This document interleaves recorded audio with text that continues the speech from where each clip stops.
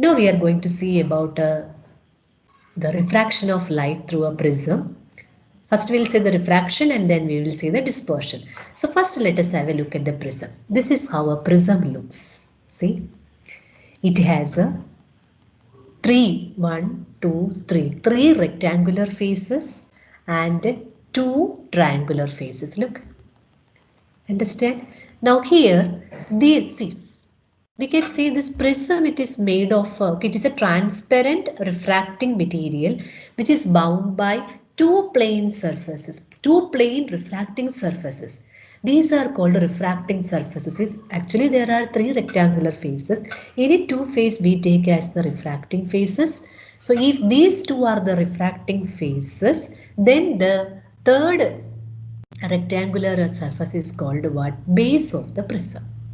Then, if these two are the refracting, see, I think you can see, if this one and this one are the refracting faces, then they are inclined at some angle here. Look, this is called angle of the prism. Then this is called the edge of the prism, refracting edge. Means the edge where the two refracting faces are meeting. If this is edge, then the face opposite to that is called what? Base of the prism.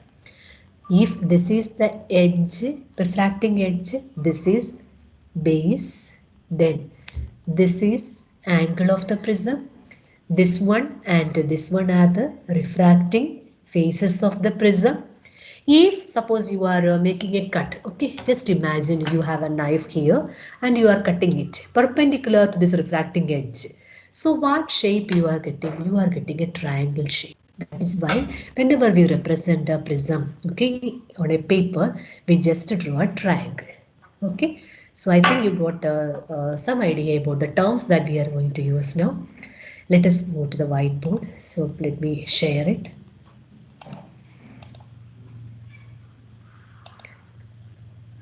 Yes, so here I am already made the figure and already so that we can save the time. So here let me write prism.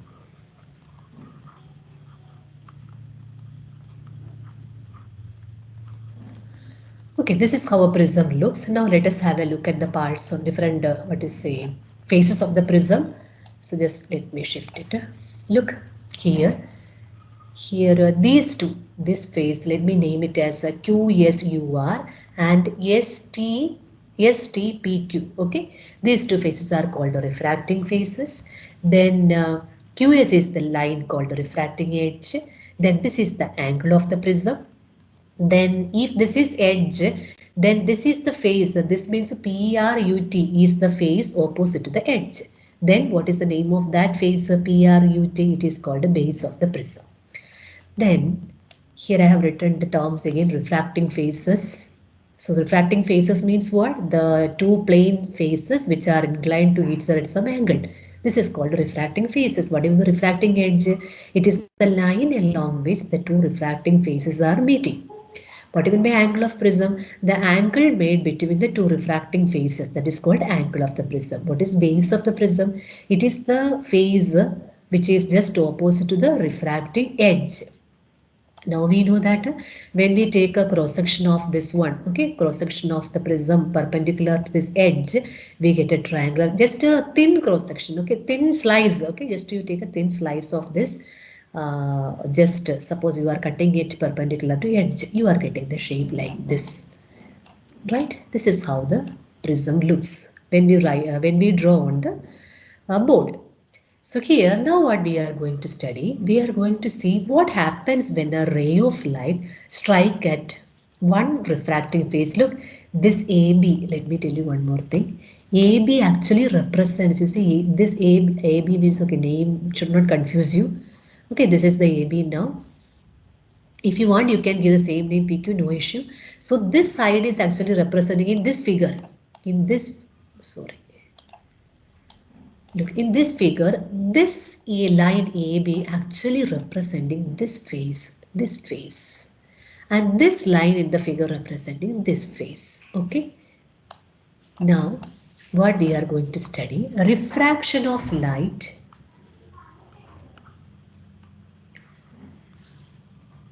I think the size of the pen little bigger. Let me reduce it. Refraction of light. First we take a monochromatic light. Chroma means color. Monochromatic means having only one color. Refraction of monochromatic light, okay, through a prism. We know what happens, how the light propagates in glass lab, already we have studied. So here what I did, I made the, what to say, prism ABC.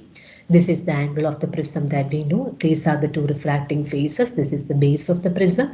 And here I let one, what to say, orange colored ray, okay, monochromatic ray striking this interface. And here it is striking at this point. So if I want to proceed the ray diagram, I have to draw the, I should know the angle of incidence. For that I have to draw the normal. So first of all you draw a normal here. This is the angle of incidence. Okay. Then this is air.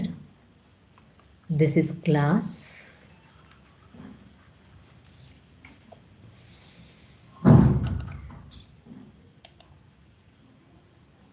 Okay. So here air, here glass, here again air. Okay. So here light travels from rarer to denser medium. This is the actual direction. So it bends towards the normal. This is all we know. So it bends down. Now the ray striking, okay, on this interface. Now let me draw a normal there. Okay, I'm drawing a normal here. Now on this interface, see, this is the direction of the light. So it is going from, now you see on the interface, it is going from denser to rarer medium. So the light bends away from the normal. This is how light propagates through a monochromatic light propagates through a prism. So here incident ray is this one. This is called refracted ray. This one we can call as emergent ray. But for this interface, this is incident, this is refracted. For this incident, this is, sorry, for this interface, this is incident, this is refracted. So this is also called what? Emergent ray. Now you can mark the angles here, angle of incidence on this interface, and here this is the angle of refraction. You can mark this angle again on this interface. You can mark it as angle of incidence, and then you see this is normal. This angle is called angle of refraction. Let me mark it R2 or angle of emergence. Anything you can write. So in exam, if it is asked, draw the propagation of a monochromatic light through a prism. This way you have to draw the ray diagram. So here you remember the ray is bending towards, this is base. It is bending towards the base of the prism. And here there is one very important point. Look, this is the direction of incident ray. And this is the direction of refracted ray, sorry, emergent ray. So the ray was coming in this direction and it turned, you see, deviated through this much angle, right? That angle is called what? Angle of deviation. Can be asked in exam either to show the angle of deviation in a figure. Alright, okay. So what even be angle of deviation? It is the angle through which the incident ray deviated from its path. And what is this angle? Angle of incidence. What is this? Sorry, this is called angle of the prism. This is angle of incident, angle of refraction on the first interface, incidence and refraction on the second interface. Okay, this is what you have to do about refraction of monochromatic light through a prism. Now we are going to see what happens when a white light strikes the prism. So for that, that also I made already ready. Look, white light is striking the prism. So just let me give a name to this prism, ABC. Now here, let me tell you one term, dispersive.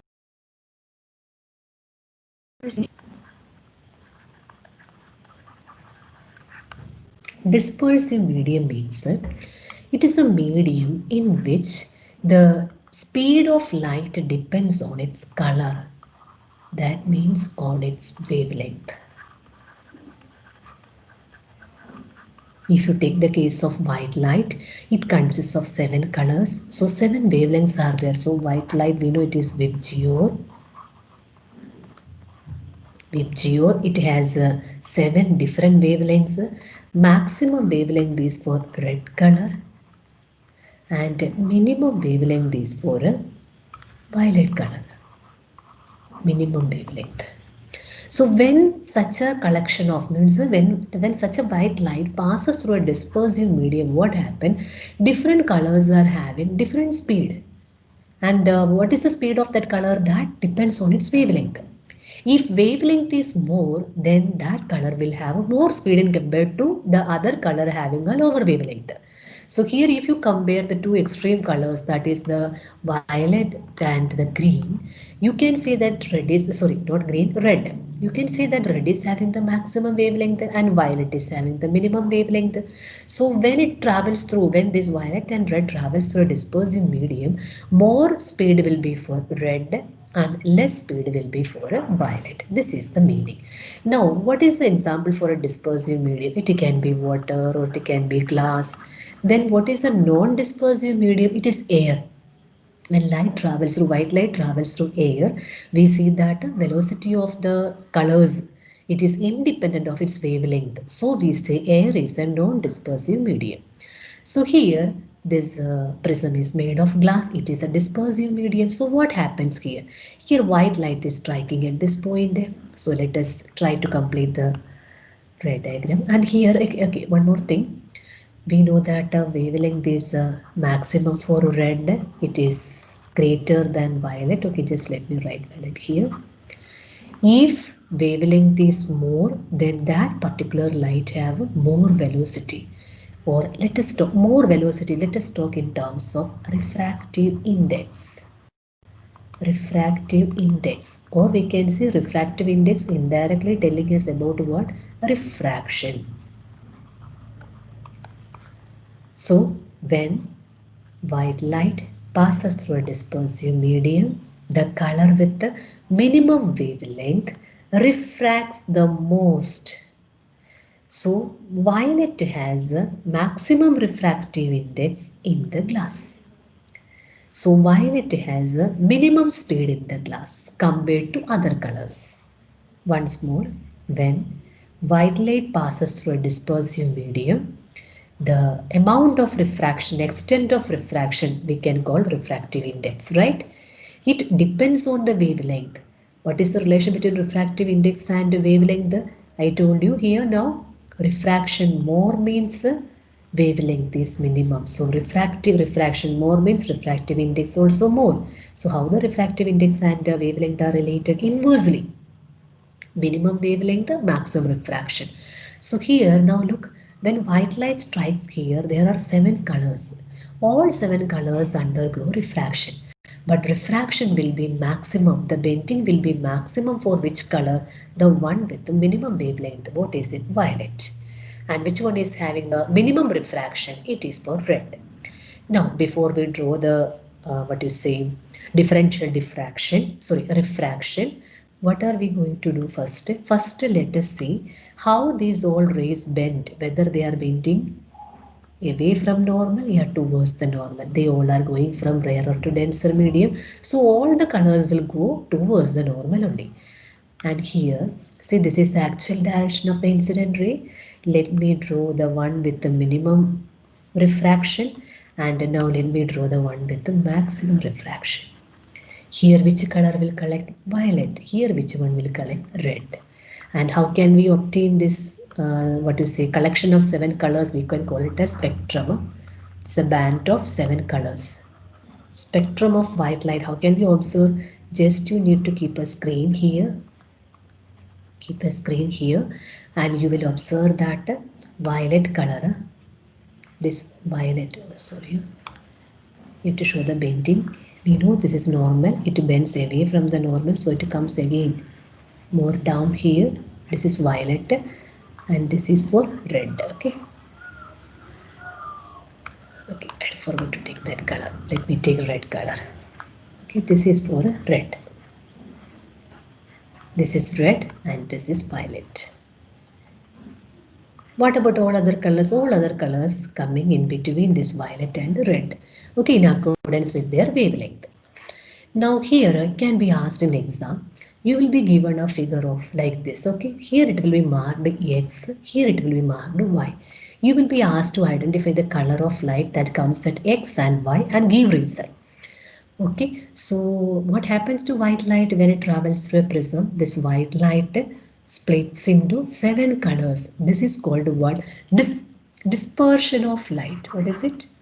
Dispersion. It is the phenomenon of splitting of white light into 7 colors.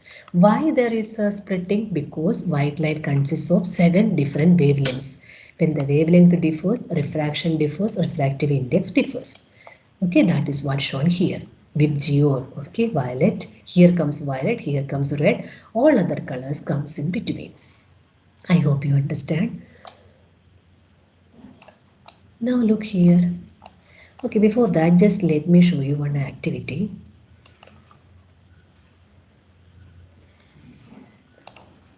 Let us have a look at this, okay.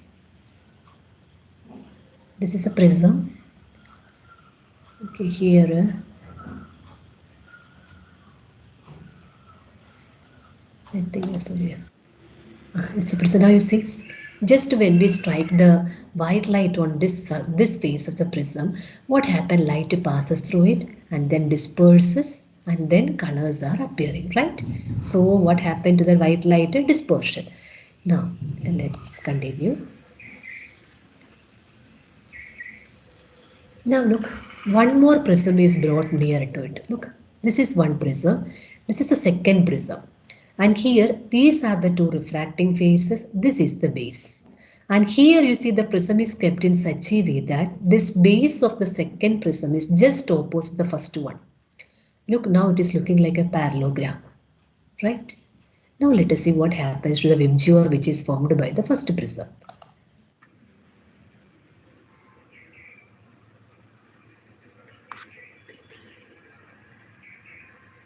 Now look here, it is, see here that spectrum is disappeared.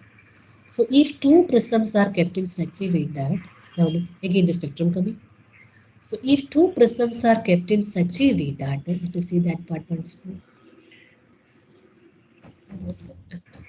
See this. When two prisms are kept in such a way that their bases are in opposite direction, what happened? Dispersion produced. There is no dispersion, right?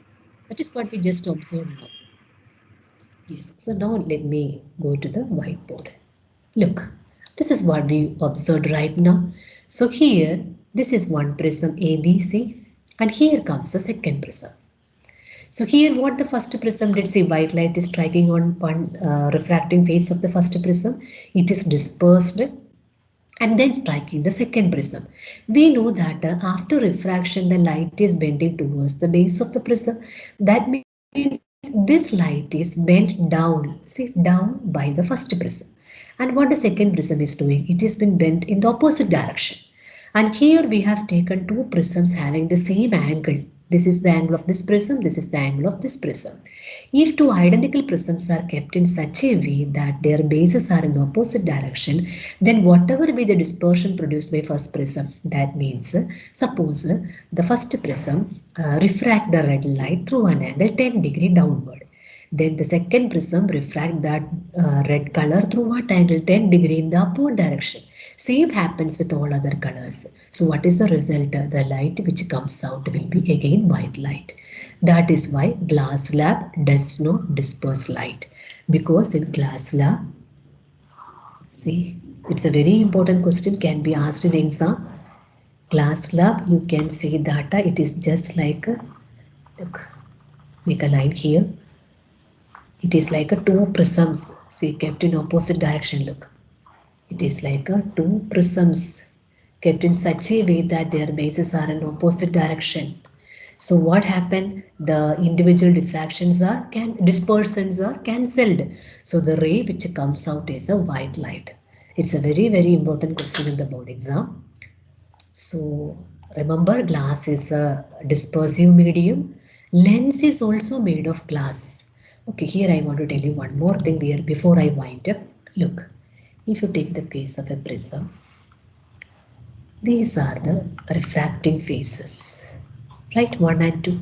If we take the case of a glass lamp, suppose the ray is entering from here, then I will call this as the first refracting phase and this one is the second refracting phase.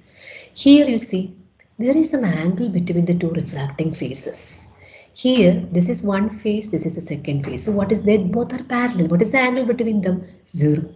So if there is no angle is formed between the two refracting faces, then no angle, that means 0 angle. Though no angle means no dispersion. Okay, no dispersion. But prism you see there is some angle. So to what extent the dispersion occurs, that depends on the angle of the prism. Okay, this way also you can write the answer in exam.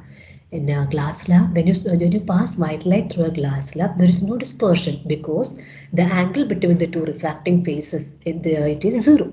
But in the case of a prism, there is some angle between the two refracting faces, so it disperses the white light. Now let us have a look at the lens which you studied. Look, let us just make a cut over here, right? Cut it. Now look, light entering from here, going out from here, right? So there is some angle. Look, there is some angle between these two refracting faces. That means lens can also disperse the light. But here you see, if you see the lens, see this is almost, these two, here you take a section, here you make a cut. These two, what you say, lines are almost parallel. So if you take the middle region of the lens, almost we can say the dispersion is 0. But at the edge, there is a mild dispersion. But it is not very clear because the lens at the edge, it is very, very thin. Okay, so if it is asked whether lens disperse light, yes, it can because there is some angle between the refracting faces. Okay, that's all. So now let me come back to the video. I hope you all understand about prism and you understand. I think it's clear that why there's no dispersion through a glass slab. Okay, bye.